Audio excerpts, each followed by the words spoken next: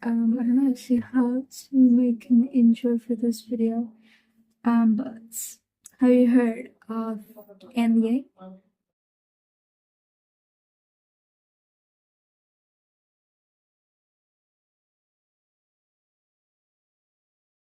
What exactly this video is going to be about? Basically, if you read the books, you can watch this video. If you haven't read the books, you can still watch this video because mostly I'm going to go over the synopsis of each of these books. And here's the thing, they are related. You wouldn't know that now, would you? Because they're not part of a series. I mean, a couple of them couldn't be because we'll get to that.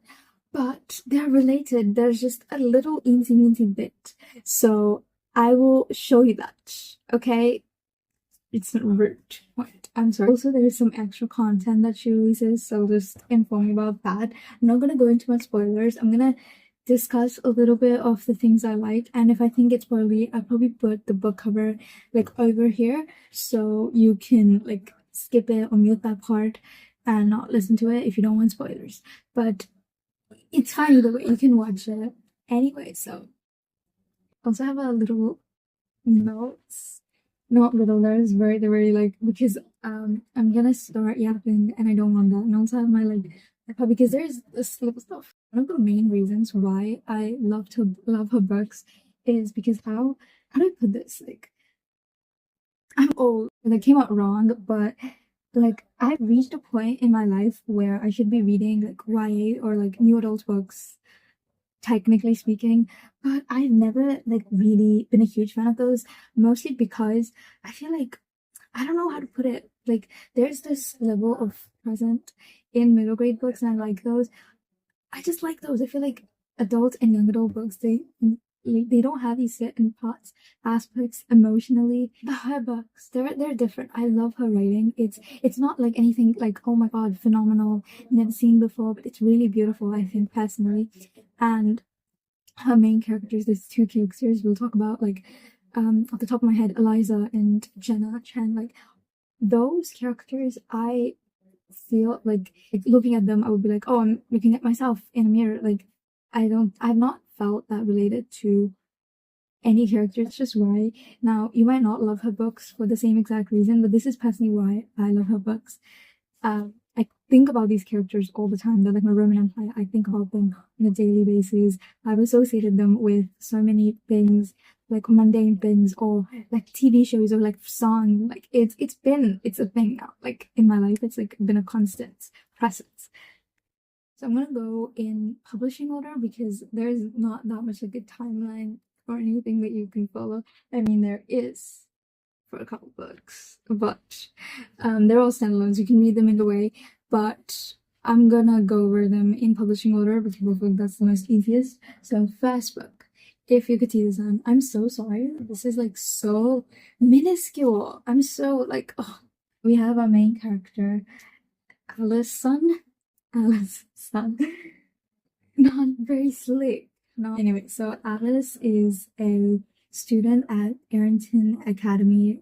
It's in Beijing and it's a very elite, like elitist school. It's very like, it's kind of like a weird school because normally in China you would follow like the Gaokao, you know, like it's very rigorous. These people though, anybody who goes to these schools, they're all like just really rich people, right? Okay, they're very rich. They have money to spend. But like basically it's kind of like a westernized studying, but not. And Alice over here, top student by the way, and like the holder of the like only scholarship that the school has to give. I could never. I could never. Alice feels really invisible, even though she's like the top most of her class. She's very distinct. Like obviously on the surface level, just talking about their economical state, she's obviously very different from the rest of her classmates. She's never really made any friends. She's completely invisible in her sense. And then she starts turning invisible. Alice turns invisible and nobody can sense her presence or anything.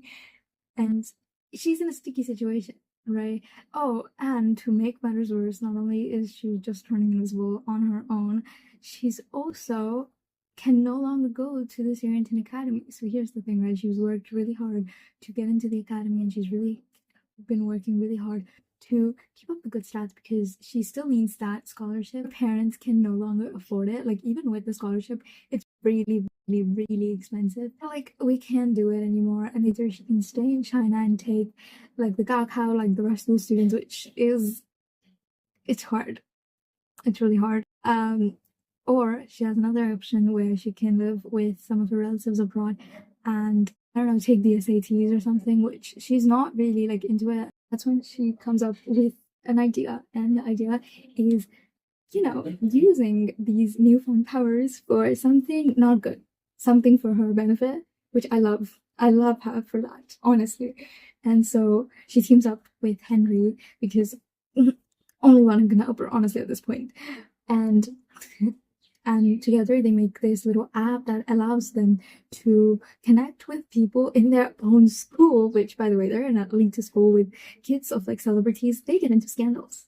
And so now Alice can use her powers to resolve their problems in return of monetary compensation. Genius, in my opinion. But obviously these scandals kind of get out of hand. That, guys, is if you could see the sun. It's so good.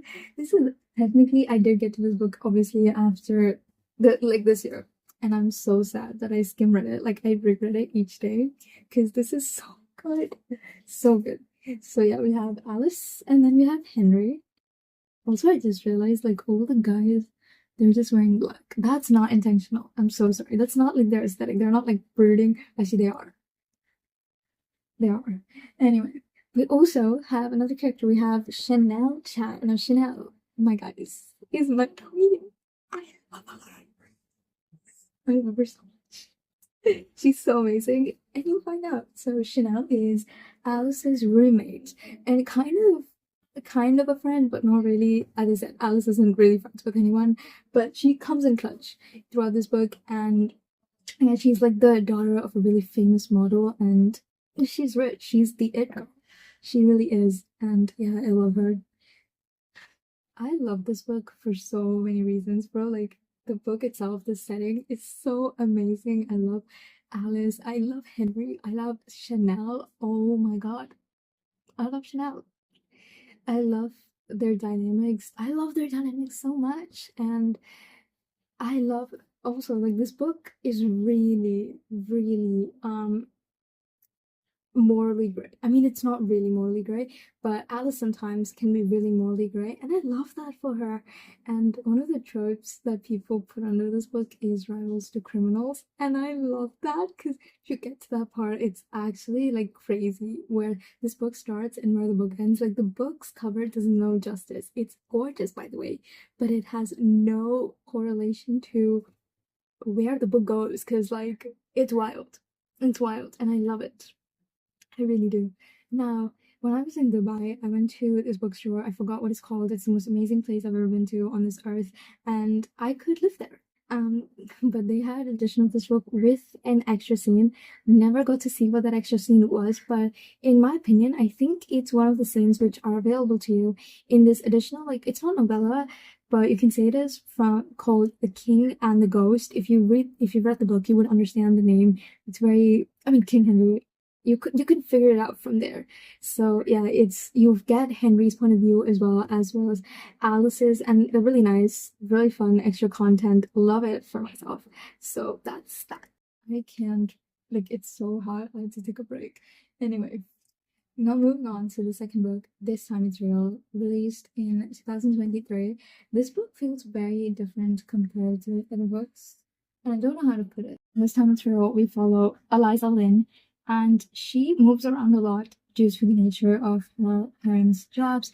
And one of the things that she hates about it is the fact that she can't really keep the friendships that she's made in her previous areas. And it's so, like, it's so true because no matter how much you try to hang on to those, at some point it's not the same. You're not in the same locations. You still don't have the same schedules. It just doesn't work. And yeah, so she's kind of been above all that. She's stopped trying to make friends because in the end she's just gonna move, and she just doesn't want to deal with that heartbreak. And one thing that she does love is writing. And so for her school assignment, which this is so weird, I'm telling you, this is so weird. At this new school that she's now in, they assign her to write an essay, normal. But to submit it, you have to post it on the school website where anybody, obviously including people in your school, anybody who has any access to the internet can read your essay. That would be my own personal hellhole. Because what do you mean? What do you mean anybody can read it? Anyway, so she writes this essay, which is like very detailed, and it's basically about this person she's met during like her moving into like obviously moving to China, and she's like this person who's kind of helped her with like moving, and she shares it. It's very beautiful. I will literally strangle this crow. Please, I can't. I'm sorry. I just. Anyway. And what do you know? She posted on like the school website because, well, it's a school assignment. But here's the thing, it goes viral, and now everybody wants to know who this amazing mysterious person is. And how do you tell her that this is all made up? She doesn't. Because Eliza kind of gets these like new opportunities for writing, like she gets like these new opportunities, these things that she's dreamed of, and she's like, I just can't give it away. So she comes up with a plan. She hatches a plan. She recruits Cass Song. Now Cass Song, such a coincidence, he's in our class. Here's the thing, he is a very up and coming and very popular C-drama actor. I wish. How does that happen? It's amazing. But he's kind of in a little bit of a pickle right now, like not career wise, like, socially, because, that's kind of what happens to actors a lot. And so she's like, you know what, like, it's good for the both of us, so let's do it. Let's do this. And, well, it's fun. I like this. It's not, I would say definitely, like, this is not her most like distinctive thing, and it's one of her least popular books. But I don't think it deserves to be like least popular or anything, because like it's genuinely so good. Like the only like downside I had, and I think I mentioned it in a reading vlog, I hope I posted the reading vlog, where the timing seems really off with this particular book. Like it feels like a long time has passed, but I feel like a lot of times it's just Eliza telling that, like, yeah, it's been this long and we've done these things like this turned into that.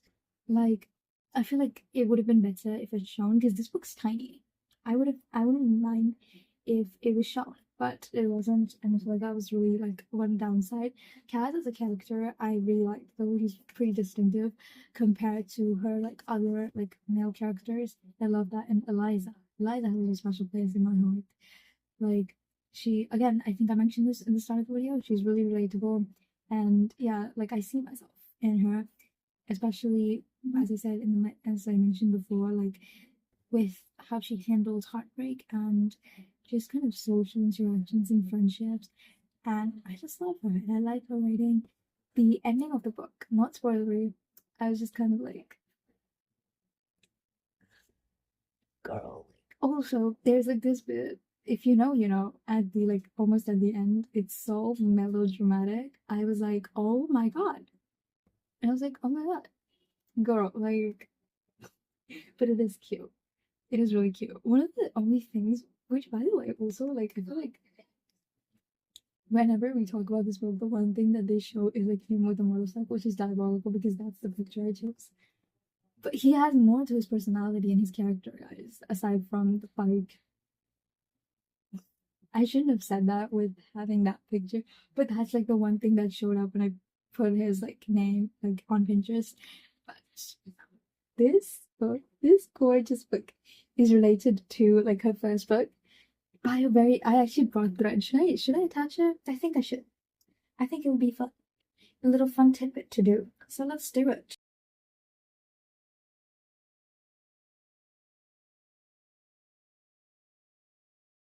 So this book is connected to, if you could see the sun, by very small little details. And she also posts writings throughout the book, obviously, because of the opportunities that she's been given. And on one particular post, or that was related to one of her writings, or just her personal life, she gets, hey, and all that stuff. And one of those comments was by none other than my queen, the amazing Chanel. And it was such a sweet little comment, because that's what Chanel is. She's an amazing human being. But yeah, that was all that was there. That was really small, but I was kind of I knew when I saw those comments, I was like, there has to be, this is such a good opportunity. And it was. And I thought one of those comments was also how this book was connected to, but it wasn't, sadly. So one of the comments was by someone named Abigail, and Abigail is a character that occurs in this. Now, we will on to, I feel, her magnum opus, the book that I love. Wait, this one. No, this one. My entire heart and more.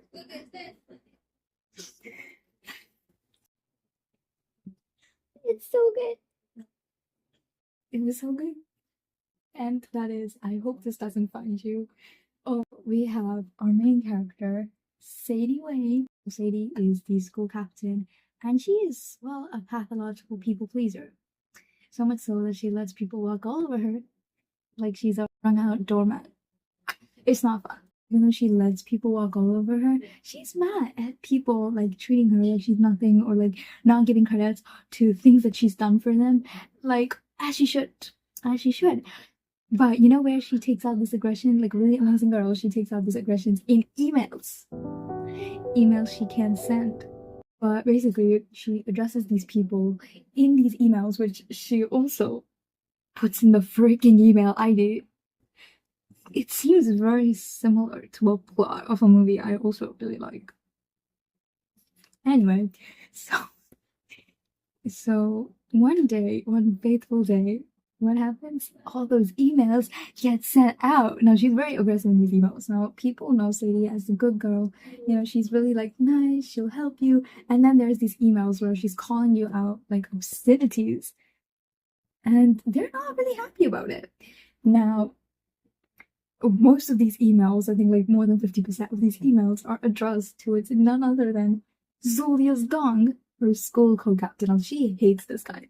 And I don't think she hides it really well, but it's not she tells him outright she hates him. They everyone in the school believes that they're really good friends, and it's fine, and it's not. The things that she says, oh my god, and I think she doesn't address these specifically to the person that she's addressing them to. She sends these emails to the entire school, so everybody reads it. Everybody reads the emails that she's sent to Julius. I would have dipped. I would have left my livelihood in that country if that was me. Yeah. Now, something after this happens in the school where the principal's well, that's enough. It's not a good image for the school co-captains to call each other out obscenities and just having each other hate each other. This is a very good prestigious school. And then you have these people. So the principal kind of hatches a plan to, not hatches a plan, he's basically you need to work out some things, you need to work things out between each other. And so he puts them together, this painful ordeal of doing things together, planning out stuff, and it's painful. And yeah, that, my friends, for you guys, is basically the plot for I Hope This Doesn't Find You. It's really cool. And you see Sadie, obviously going over her relationship with others and getting over those tendencies. Yeah, this book is related to this book by a very, okay, let's bring out the threads, the thread of connection. That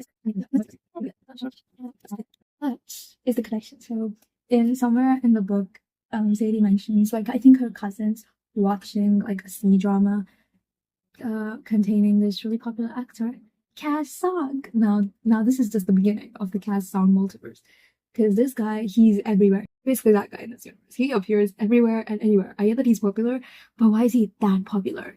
For the extra content in this, related to this book, there are some extra emails, because you see emails, obviously, that's kind of the thing. You have extra emails that I think the author posted, I think on Instagram, I don't know. You can find it on YouTube too, but that's basically it. Or so you thought. This year she did the best present, one of the best. And she released a novella. Now, this came out right when I was preparing for competitive exams, and it felt so amazing. It felt like someone gave me, like, what was it called? Ambrosia? Like, it felt like, oh my god, life's worth living. But yeah, it came out like this year in June, and the only bad thing about it is it's 65 pages. I get that it's a novella, but that's criminal. That's criminal. Who do you think you are? I wish sometimes that this was also written by Shannon Messenger, because her novellas, yeah, but it's not. And obviously, you have to read this book to read that. Like, it takes place after the book. So that's all the content there is and how that's related. This is the part in the video where I can't explain much to you, because then she released her first, like, historical novella, also her first adults book, and that is A Song to John Rivers. Sadly, I haven't yet read this book, which is really sad, as I said. Anyway, the basic premise, as I said, as I mentioned before, it's a adult historical fiction book about Jinshi. I think that's how you say her name. Who was basically, it's based off of the legend of Jinshi, and she's one of the like 4 beauties of ancient China. And the basic summary you would want on them is that these 4 beauties of China, they basically impacted history really significantly, basically due to their like influence on like emperors of the period. So yeah, this is basically that. And I haven't sadly gotten to it. It's supposed to be really tragic, so well, like the legend is in itself, it's tragic, so I we'll get to it. I think I can read it now, but yeah, I will pick it up one day. I don't think this is something I would like to read right now, but the cover, my guys. Actually, any one of her covers, I love if you could see some. This is cute too, like both of these. I love the fact that they're so similar, and they're so perfect. They're so perfect. And then we come to a book that has destroyed me in more than one ways, and that is I Am Not Jessica Chen. Now, where do I begin with this book? I can't.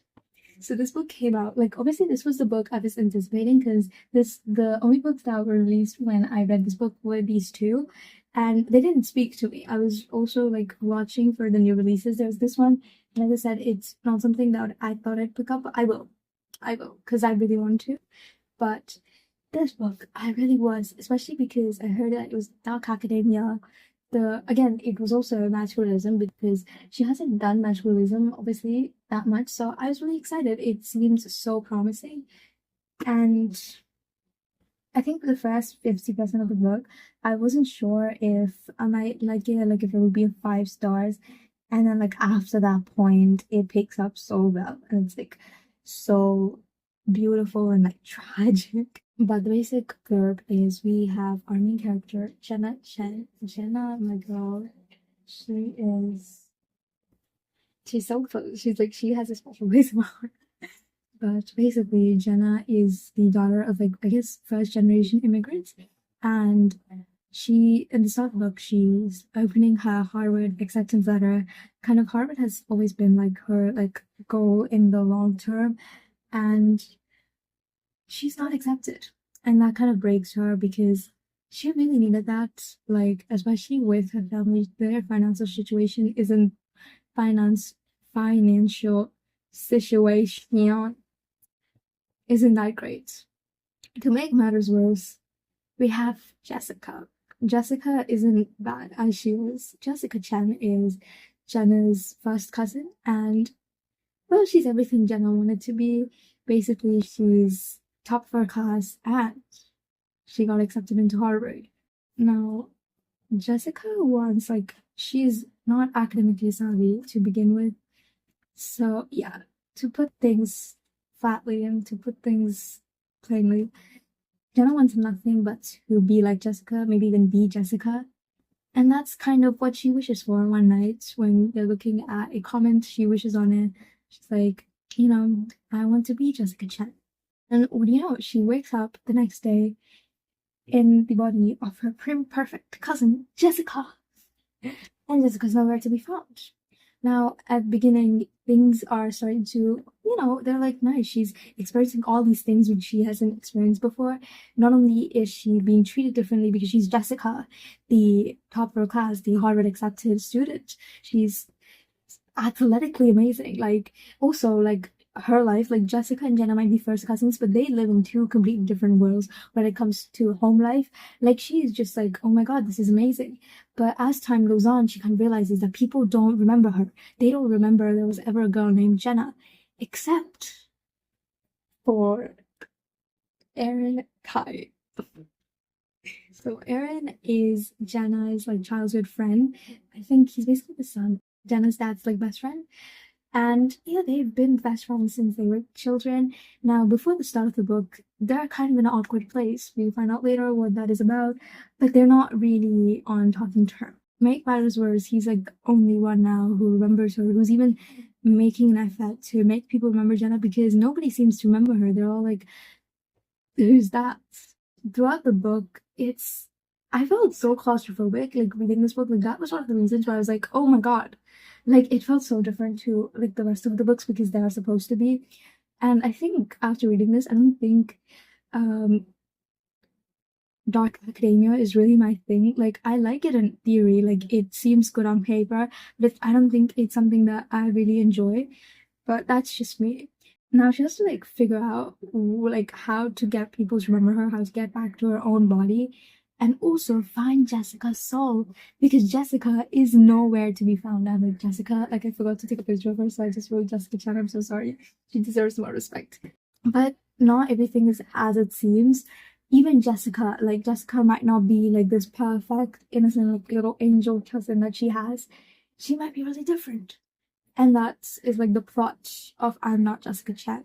One of the main things I can't say I liked about this book. It felt very painfully like it felt like someone like ripping out your skin. Well, like throughout the book, you see like characters trying to like coerce her, telling her like these things, like these reasons why she's like amazing, and that she can't like physically fathom even like ever being herself, like no matter how much people convince her, because it's like her mentality, like internally she just can't like love herself, and nobody can make her do that. Like it doesn't matter how many people tell you how much, in the end, like if you don't do that for yourself, like it just doesn't work out, and it's so depressingly relatable. And that's one of the reasons why I hate this book and I love this book. I can tell you now, I don't think I would ever be able to reread it fully, but it's just so painfully relatable.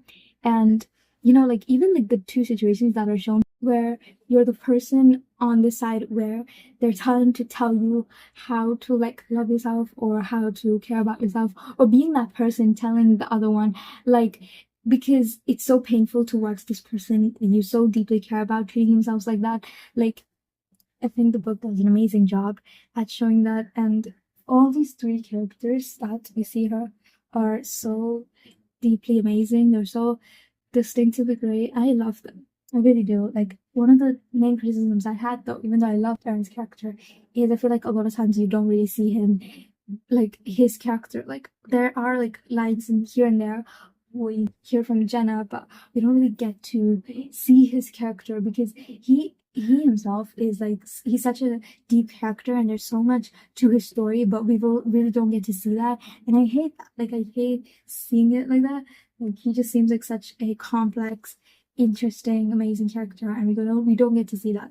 Jessica is also, I feel like, a character that you don't see often represented, and I love that. And I love Jenna. Jenna's great. Jenna is really really relatable. But yeah, I did a drawing recently, and I realized like it looks a lot like this. And I love the picture. I love this book cover mostly because obviously it's so beautiful. Definitely very different to like her other books, and I think that suits well with the premise of the book and the emotional depth of the book. And obviously, if you've read the book, and this is not spoiler again, it's very true. This painting is real. Like it's one of the things that Jenna does, and it has a lot of symbolism throughout the book. But that is that. That's I'm Not Jessica Chen. I love this book. I feel like you should read it. I think maybe it might not be as emotionally like it might not cut as deep for a lot of people, but I think for some it really might. But yeah, it's amazing. You should read it. There's not a very direct connection to I'm Not Jessica Chen to the other books, but the one thing there's a line where it says, maybe somewhere on the other end of the world, someone else also has the ability to wake up in another person's body, or to foresee the future, or turn invisible. So if you've understood any of the other books, invisible is basically the premise of if you could see the sun. Now this is where my mind clicked, and I kind of understood that foresee the future is the plot for I Could Give You the Moon. Now we're going to talk about this book after we talk about never thought I'd end up here. So Never Thought I'd End Up Here is basically her newest book, and unfortunately I haven't finished reading it. How do I explain this? I really can't have an excuse. I've been reading 5 different books at the same time, and it's not good because I'm not finishing any of them. But this book, it's different, guys. It's different. I'm saying that for all the books. So you know there's something out there for you guys. There's something out there. But Never Thought I'd End Up Here. We have Leah saying. So Leah, where do I begin? At the start of the book, she's basically at her cousin's wedding, and she's very she's Chinese, but she's really not really, what's the right word, in sync, not in sync, not really well good with her own culture. She's been told to give a toast at this cousin's wedding. She has a really good relationship, okay, with her cousin, but basically in the toast she's supposed to say obviously oh yeah, have a good marriage, have a good good health, I guess, and she basically tells them I hope your marriage fails and you have bad health. It's not her fault. She doesn't know Mandarin, right? Right. Well, like any good parent would do, basically her parents send her to a travel trip, basically a trip to help her reconnect with her culture roots and all that. You know who's also on the trip? Oh, wait, I forgot. They're all the same. Someone was also on the trip. Cyrus Sue. I don't think that's how you say it, Cyrus. So basically Cyrus is an old classmate of Leah, and their relationship hasn't really been great. Cause, well, you know how she's kicked out of her school. And why was that? Because she hurt Cyrus. That's kind of spoilery, but it's really not. So she's not really very adamant about it, but she wants to take revenge. And she does, and that's basically you see them going on the trip across China. They're 17, which when I heard the premise of the book, especially Leah being a model, basically, I was like, oh, they're 21 or something. They're 17, guys. They're doing some things at 17, and then here I am. That's completely amazing.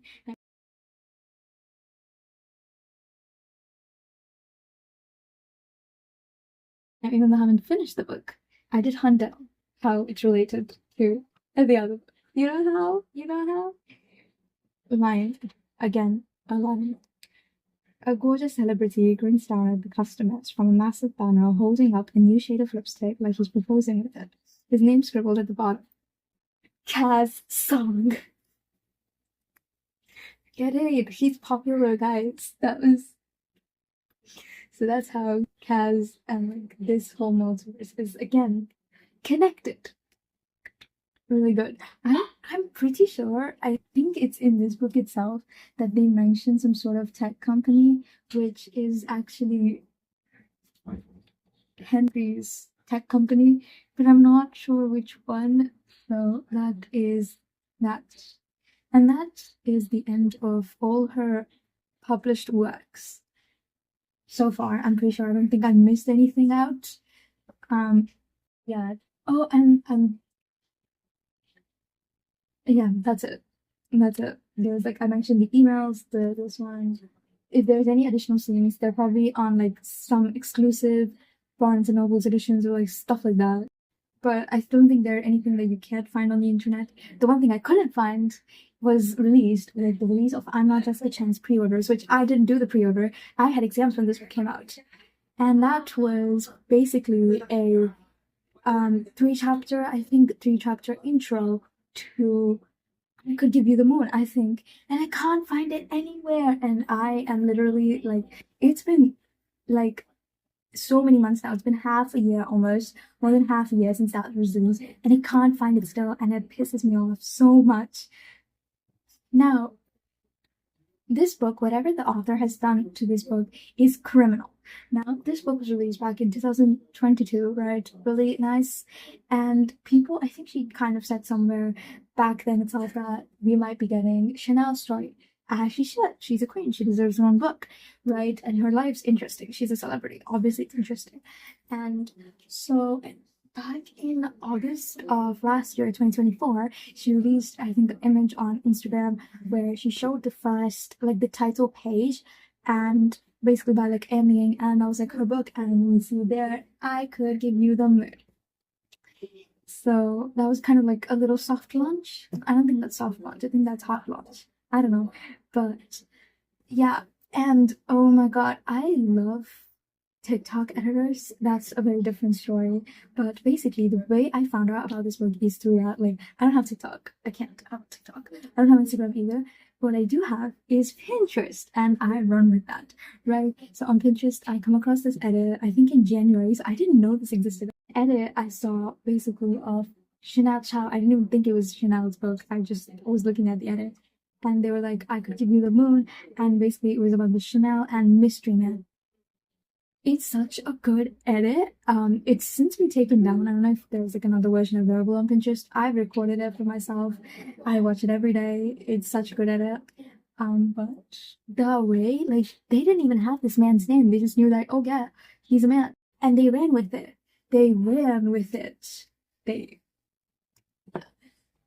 And in January, I think, is when TikTok was banned in, what's it called? America. Basically, I think on TikTok, basically she went and said that, yeah, since TikTok's getting banned, I'm writing a book about, like, yeah, this heiress, and the guy's name is Arian. Like, you can't say stuff like that. And the way I found out about this, again, I didn't watch the video. Again, a TikTok edit. I'm pretty sure it was the same editor. I love this editor. It's so good. This particular edit, it's so creative. Like, Ben and this post, I agree so hard. But yeah, if you've watched this edit, just like, it's so good. It's so amazing. And that was kind of how I found out about the guy's name. And I think in July, I think I first filmed this video in June. So I printed this out in June. This is the second time I'm printing this out. The first time I printed it out, I printed it with my own printer, and my printer just cannot use blue ink, which, by the way, there's so much blue here, so it just looked like a massacre. Anyway, so she didn't have any cover back then, but now I think she's released blurb before that. But let me just pull it up. Everyone loves Chanel Chow except Arian. While Chanel has spent her entire life curating a picture-perfect social media personality, from her body to her hair to her camera-ready smile, Aries has spent his entire life trying to hide in the shadows. But Aries' brother is missing, and Chanel's parents have secretly separated. That's kind of spoilery, but like, if you're not planning on reading this book, it's like fine. Like, you don't have to. She said it herself. Like, they're all standalones, obviously. So Chanel will do anything to keep her parents secret. When the two meet and share a vision of the future, where Aries' brother appears as Chanel's house burns to the ground, they're determined to use each other. Aries believes that Chanel is the key to finding his brother, and Chanel is convinced that if she gets Aries to fall in love with her, she'll save her family house and her parents' crumbling marriage. But Aries isn't interested in the fake personality that Chanel has used her entire life, but to get affection and adoration. If she's going to save her reputation, she's going to have to let Aries get to know her real life, like her real, and risk real feelings. That sounds so amazing.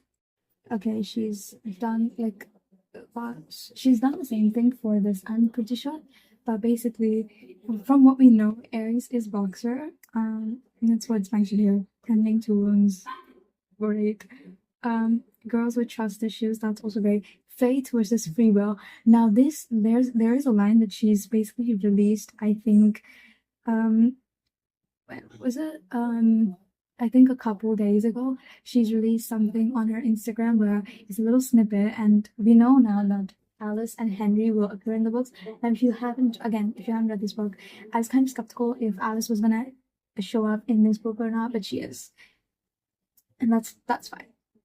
And it's a standalone spin-off upper YA, which I'm kind of scared for, but it's fine. It's fine. And it's too OMG. That is that. And I'm so excited for this book. Oh yeah, wait. I don't know why I didn't do that. I love the cover. I love the cover so much because there's definitely a very distinctiveness. This one's more light, which it is, I mean, kind of as light as Criminal Activity goes. This is obviously more, and they're very similar too, and I love that. And I like that he's in the cover and it's like dope, really. It's so perfect. But yeah, if you like this video, please like and maybe share, I don't know, and please subscribe. And yeah, if you've read any of the books, tell me down below which one is your favorite.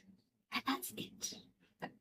This took me 2 hours to film. 2 hours. Oh my god. But yeah. Okay, to give you a little backstory of what this video is about, so about 3 years ago, I was going through Pinterest and I came across this masterpiece